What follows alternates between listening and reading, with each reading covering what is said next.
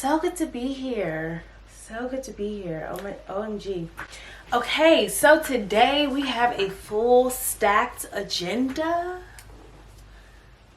because I'm just excited. So let's do it. Today we are talking about Ginny and Georgia on Netflix.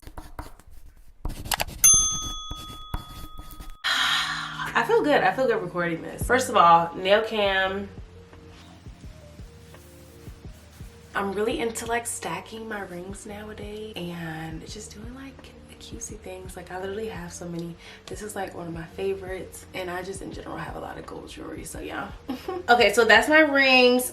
Welcome to the Thank Me Later podcast / the YouTube channel. Thank you for watching and or listening. My name is Brittany and I'm the host of the Thank Me Later podcast. The Thank Me Later podcast is focused on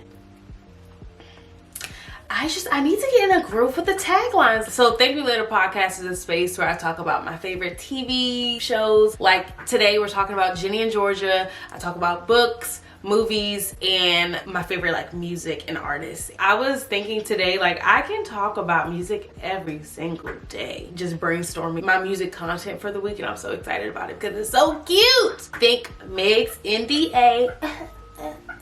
So anyway, I'm excited. And this particular segment within Thank Me Later is called What We Watchin'. It's where I go into detail on whatever show I'm watching, or in this case, just finished. I also want to say that I'm talking about Ginny and Georgia season 2. I may cover some things in season 1. You have to just watch it. Like it's literally too much to explain with all of the nuances and all of the characters, all of the tea and all of the flashbacks. It's a lot. And yes, I have my notes because I'm an organized girly, and New Year, who this? Also, this is going to be a part of Monday Musings. Is it worth me to explain this? So Monday Musings is just me posting a video every Monday and just being consistent. The last time I did that, I recorded on a Monday and I'm literally still editing that. So I figured if I record on Saturday, then I give myself more time to record and post on Monday, even if it's like Monday night. So anyway, that is who we are, who I am. I'm Brittany. Remember to follow us on Insta, follow us on TikTok, follow us on Twitter, Insta at Thank Me Later Pod. We also have a bookstagram at thankmelater.reads, on TikTok at Thank Me Later Pod, and subscribe. I think that's everything. And then Twitter at Thank Me Pod, okay? I got introduced to the show when I was getting my hair done. Yes, shout out to my braider. I was sitting there and she had maybe only did like a section, and she was like, have you ever seen Ginny and Georgia? And I was like, no, but I've seen it pop up on the Netflix page. I've never really looked into it. I just wasn't really interested. And then she was like, no, it's really good, da da da. And so she's pressed play on season 1, episode 1. We watched the whole season 1. She told me that season 2 was out and she hadn't even seen season 2 yet. And I was like, okay, bet, now I got something to watch. This was like on January 8th. I think the new season came out on the 5th. So she was rewatching it just like to refresh her memory on all of the things that happened, because again, it's one of those shows where they are in present time, but they also do a lot of flashbacks. That's how I got introduced to it. I was into it. Even from the very first episode, I was like, okay, murder, scandal, okay. I want to do like a really brief overview of Ginny and Georgia.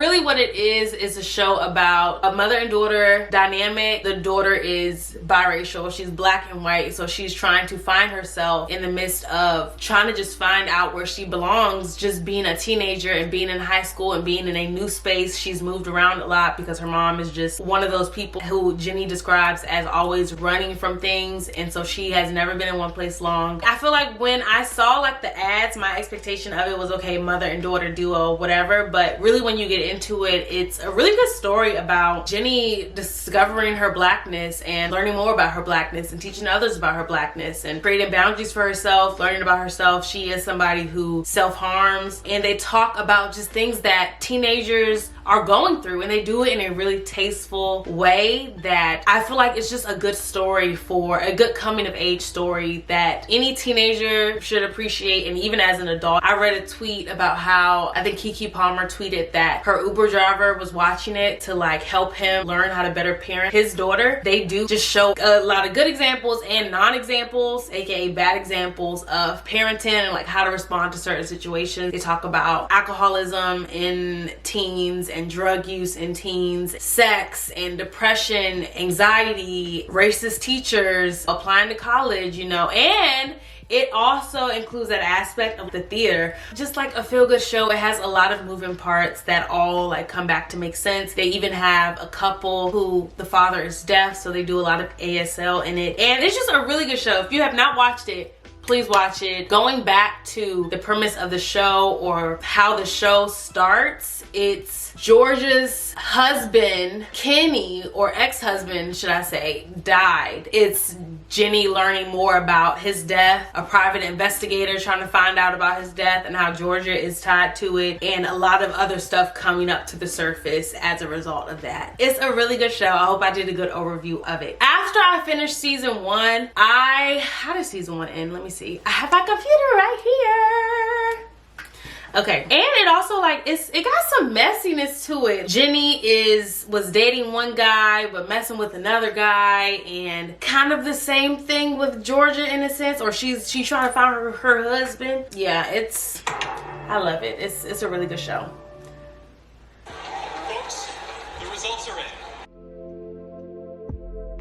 in. Okay, so without saying too much, season 1 ends with Georgia is dating this mayor who I think at this point had proposed to her. He's running for re-election. Throughout season 1, she kind of like helped him run and helped him like secure that win. He wins the mayoral re-election, but Ginny finds out how Kenny, Georgia's ex-husband, died, and she takes Austin and they run away. And also in that, Ginny found or Austin found letters that Georgia was supposed to send to Austin's father, because Ginny and Austin is Ginny's brother, Georgia's son. I know it's confusing because the show is called Ginny and Georgia, but there is actually another sibling up in that mix. Austin's dad is incarcerated and he's been like writing letters to him, but Georgia actually hasn't been sending them. Plot twist, because she never wanted him to have their address, but then Georgia sent them anyway. So she did all that and then ran away. So yeah, I'm trying to think.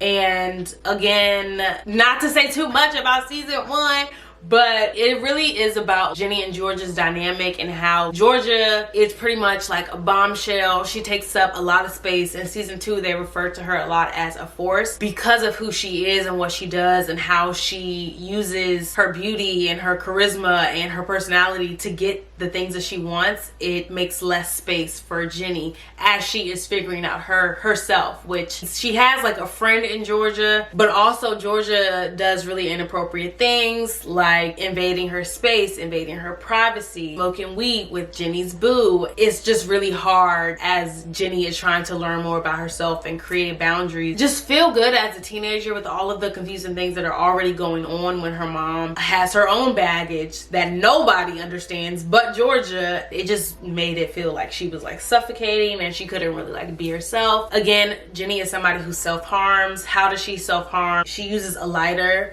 on herself, on her thighs, and it was all just becoming a little bit too much, so Ginny decided to leave.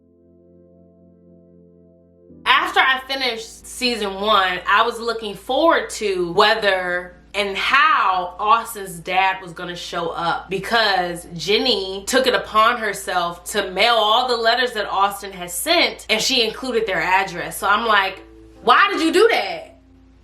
Like, why did you do that? And it's like, yes, Georgia doesn't tell her everything. Sorry, I'm like trying not to get into my rants. I'm trying to just like do a clean overview. But that part upset me, because if she did not share her address, then she did it for a reason. Ginny didn't understand how susceptible and vulnerable she left them telling that man their address. And so I was like, okay, what's about to happen now? That was number 1.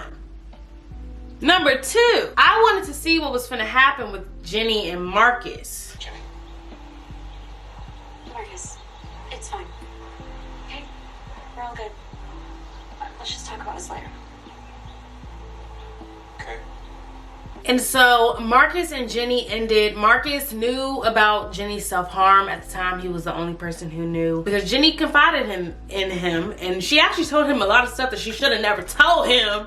But that's neither here nor there. Pretty much Ginny got exposed for cheating on Hunter, which was her boyfriend, with Marcus, who was her across the street neighbor. And it's also who Georgia was smoking with. And he'd be like sneaking in her window and all that stuff. But Ginny got exposed for cheating on Hunter, and Hunter punched Marcus in the face. Ginny was, I think, ready to be like, okay, yeah, we're together, I love him. And Marcus was kind of like, oh, it was a mistake. Yeah, he really made her look crazy with that comment. So she was out of there.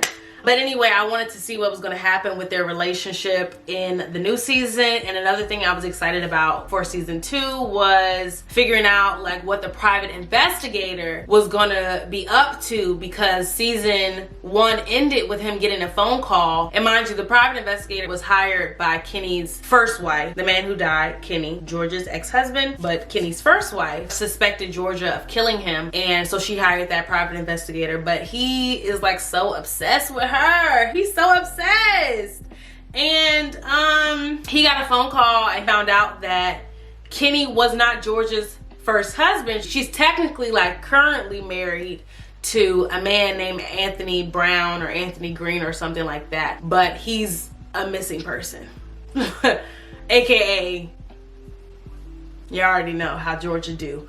But it was just like more mess that came up, and I was like, oh my gosh, what is he gonna find out? Like, what's gonna happen? And Georgia finna go to jail, like da da da da.